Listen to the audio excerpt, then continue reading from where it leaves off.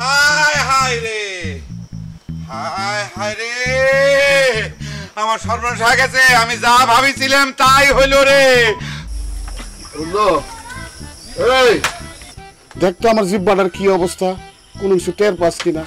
দে দে দে, জিব্বা বাইর করেন তো, জিব্বা বাইর করেন তো, আরেকটু জোরে, আরেকটু। এই হাত দিস না, এমনি দেখ। হাই হাই রে, কি সর্বনাশ হয়েছে আপনার ভাই। আপনার তো জিব্বা অর্ধেক খসে পড়ে গেছে, আপনি টের পান নাই? টিটকারি মারস না, টিটকারি মারিস না, টিটকারি মারিস না বুঝলো। যেদিন নিজের জীবন আইব ওই দিন টের পাইবি। মজনু, তুমি যে এত বড় গোয়েন্দা হইছাও সে কথা তো আমার জানা ছিল না। গোয়েন্দা আমি? কোন কি দিল ভাই? আমি সামান্য একজন চায়ের দোকানদার। এইসব কথা কয়া আমার লজ্জা দিয়েন না তো আপনি। তুমি আর লজ্জা কি পাবা? লজ্জা তো উল্টে আমি পাইছি। লজ্জাও না, রীতিমতো আমি অপমানিত হইছি। আমি অপমান হয়েছি ভাই, খালি কি অপমান, রীতিমতো ভয় পাইয়া গেছি আপনার বাড়ির সামনে দিয়া আহনের সময়। একটা বিষয় লক্ষ্য করেছে, এই গ্রামে একটা ভয়ের সংস্কৃতি চালু হয়ে গেছে। কেউ ভয়ে কথা বলতে পারতেছি না, ঠিক মতো চলাফেরা করতে পারতেছি না। এই যে গাছের ডাল থেকে কাক পইরে মরে যাচ্ছে, এইটিও কেউ ভয়ে প্রতিবাদ করতে পারতেছি না। ভাই আপনি যে এরকম ভাষণ দিচ্ছেন, এই গ্রামে যে কাক নিধন হয়েছে এইটা আজ পর্যন্ত কেউ প্রমাণ দিবার পারে নাই, বুঝছেন? এই এই তুই কি কইবার চাস? আমরা সবাই কি মিছা কথা কইতেছি? অবশ্যই মিছা কথা করছাও, না জানে না বুঝে না শুনে একজনটা পাগল বানাবার চাও, তাই না? এই সব গুজব ছড়ানো বাদ দিয়ে দাও, বুঝছাও? সবকিছু গুজব বইলে উড়াই দিও না মঞ্জু।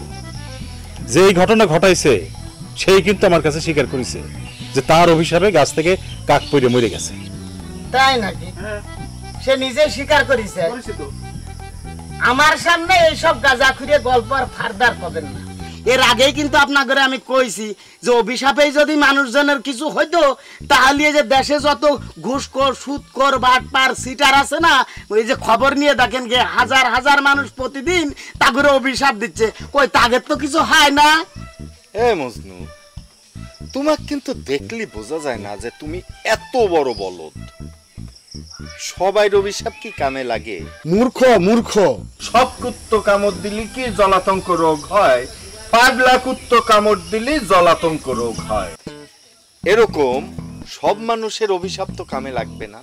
যে মানুষের 20 দাঁত আছে তার অভিশাপটা কামে লাগবে। বেচো তো চা, মনে করো বিরিয়ানি বেচতিছ, স্বপ্ন দেখো। তোমার সাথে কথা কয়া খুব ভালো লাগলো বোন। মেলা দিন পর কারোর সাথে সুস্থির হয়ে বসে একটু গল্প করলাম। আমারও খুব ভালো লাগতেছে আপা। আমি কলম মাঝে মাঝে চলে আসবো আপনার সাথে কথা কইতে। অবশ্যই চলে আসবে, আমার কোনো আপত্তি নাই, আমার বরং ভালোই লাগবে। কিন্তু কথা হচ্ছে তোমার সুজন শুনলি কি কবি সেইটা। কি আর কবি? বড় জোর কবি। ওই বাড়িতে কেন গেছো, তোমাকে যদি অভিশাপ দিয়ে দিত কলম না, আপনার বন্ধুর মাথা পুরো নষ্ট।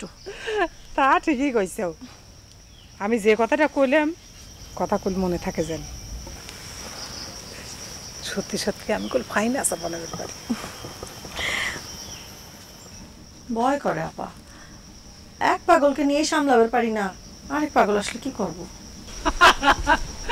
সে কথা অবশ্য ঠিকই কইছো। হায় হায় রে, হায় হায় রে, আমার সর্বনাশ হয়ে গেছে। আমি যা ভাবিছিলাম তাই হইল রে। তোমার নিশ্চয়ই সবচেয়ে বড় সর্বনাশ এতক্ষণ হয়ে গেছে। তুমি এখানে আইছো কিসের জন্য? হ্যাঁ, সর্বনাশ যা হওয়ার হয়ে গেছে রে সুজন।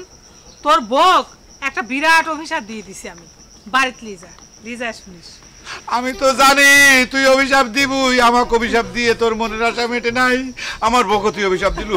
আমার বউর যদি কিছু হয়, আমার সখীর যদি কিছু হয়, তাহলে আমি তো কিন্তু ছাড়বো না। মালা মনে রাখিস কথাটা। চুপ করো, খালি ক্যাসাল করো।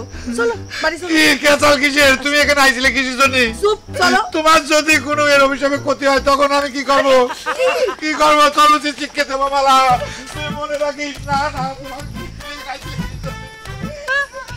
পাগলই দেখে গেল।